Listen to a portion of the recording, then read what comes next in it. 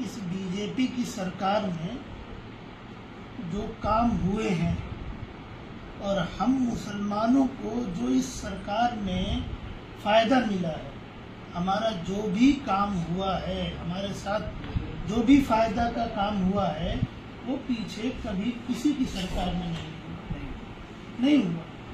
तो बीजेपी हमारे लिए तो बहुत अच्छी है। वो मोदी चाचा हों या अमित शाह जी हों या योगी बाबा हों, सारे लोग तो दिन रात हमारी फिक्र में लगे हुए हैं, तो हम क्यों उनको वोट ना दें? बिल्कुल, और भेदभाव नहीं करते ना भाई। वोट तो एक अधिकार है आजादी का। हमारा वोट हम जिसको चाहे दें। हमारा दिल कह रहा है हम बीजेपी को वोट देंगे। अब किसी को रोकने का अधिकार नहीं है, हम तो बीजेपी को वोट देंगे। सारे मुसलमानों को बीजेपी को वोट दें, कोई नहीं रोक सकता है। लोग कराना चाहते हैं। अब ये आपस में भेदभाव करके या किसी को नफरत की निगाह से दिखा के उसके खिलाफ भड़का के, ये तो असल दुश्मनी हमसे हुई है। भाई हम सब मुसलमान अगर बीजेपी को वोट दें तो किसी को कोई रोकने का हक नहीं है।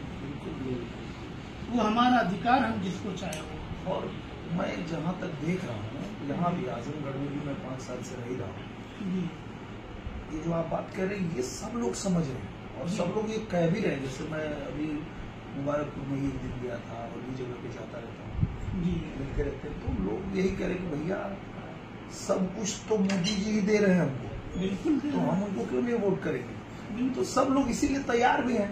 बिल्कुल। और यही कारण है कि आज देखिए, पहले तो अखिलेश जी बात हो जी, और अब धर्मेंद्र जी भी बोल रहे हैं कि हम चाहते हैं कि अखिलेश जी करें। जी, वो भी समझ गए कि भाई यहाँ जो सोच के हम आए थे वो तो बात रही नहीं, पूरी नहीं हो। सब लोग मोदी जी के साथ। हाँ, बिल्कुल बिल्कुल। अब आपका व्यवहार है, मोदी चाचा का काम है, योगी बाबा का काम है।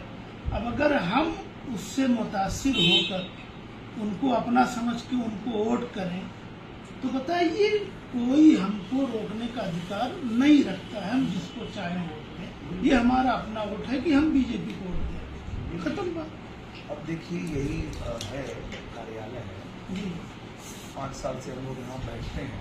जी, कोई आता है तो सिर्फ उसका समस्या पूछ लेते हैं कि क्या है और तुरंत निवारण करते हैं। जी। हम लोग ये थोड़े पूछने जाते हैं कि आप हिंदू हो कि मुसलमान हो कि यादव हो कि ठाकुर हो कि क्या हो। नहीं, बिल्कुल नहीं।